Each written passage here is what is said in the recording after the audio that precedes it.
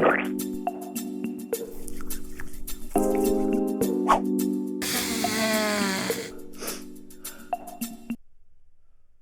did you think I was gonna do? Hi there and welcome to my channel Reviews with Jules. Today I'm going to be reviewing the latest season of Netflix's Big Mouth. So let's jump into it.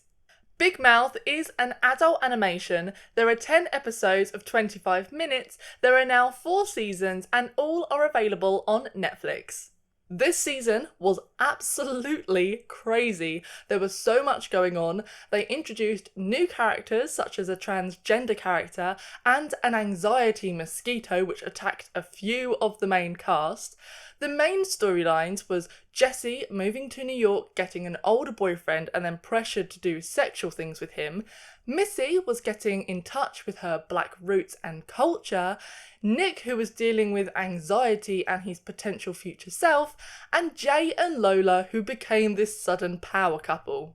I absolutely loved this season, and yes, there are children talking about sex, which was like from season 1, but once you get over that, it actually is so good. Like, the storylines, they tackle such taboo subjects. I mean, this time you had a transgender character, you had Missy, who was like exploring her black roots. There was so much different things going on, and actually some of it is a bit nostalgic because when you think about it, you're like, oh, yeah, that storyline really resonates with me from when I was younger. I mean, maybe not that particular age, but I think there is a lot of sort of resemblance and familiarity with the season, and I think that's why it stands out to be one of my favourite adult animations. The hormone monsters. I'm trying to be one of them because they're just so goddamn cool. I just love them so much. I think they sort of make the series. If they weren't in it, it just would not be the same. And they add this really absurd comedy into the mix, which just makes it so much more entertaining.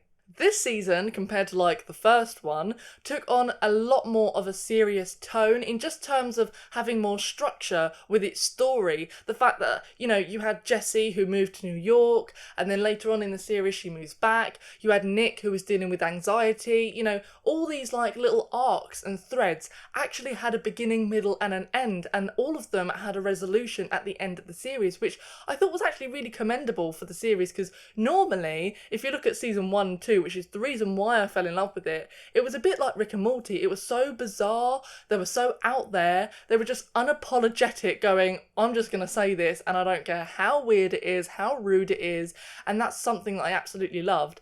And they have still kept the essence of that, even though they have gone for more of a structure and a serious tone, which is why I still think it's probably the best season of Big Mouth yet.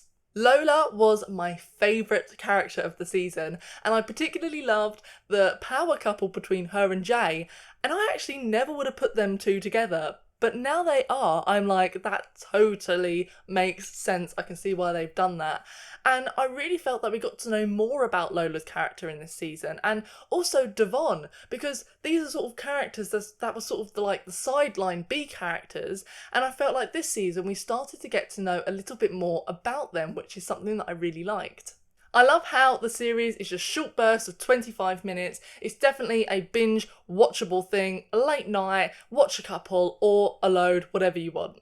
The episode that stood out to me the most this series was the future episode. So if you haven't watched the series, I won't ruin it for you, but all I will say is that it's all the characters in the future for one episode, which is basically self-explanatory really, but it's one of those things that you're like, wow, this is so weird and awesome, and it was just like one of those crazy things. And I think usually you can get an episode like that in other series and you're like, that's so random, why did they put that in there? It didn't work. But in this situation, it did, and I will tell you for why. Because the characters and the hormone monsters especially were like, why did we do that episode? That was so weird. Or do you remember us doing that episode of the future? That was so weird. And the fact that they make fun of themselves and they comment on it, I think that's one of the reasons why it actually worked, and it was really interesting and definitely my favourite episode of the series. Best adult animation of 2020. Prove me wrong. 5 Jules.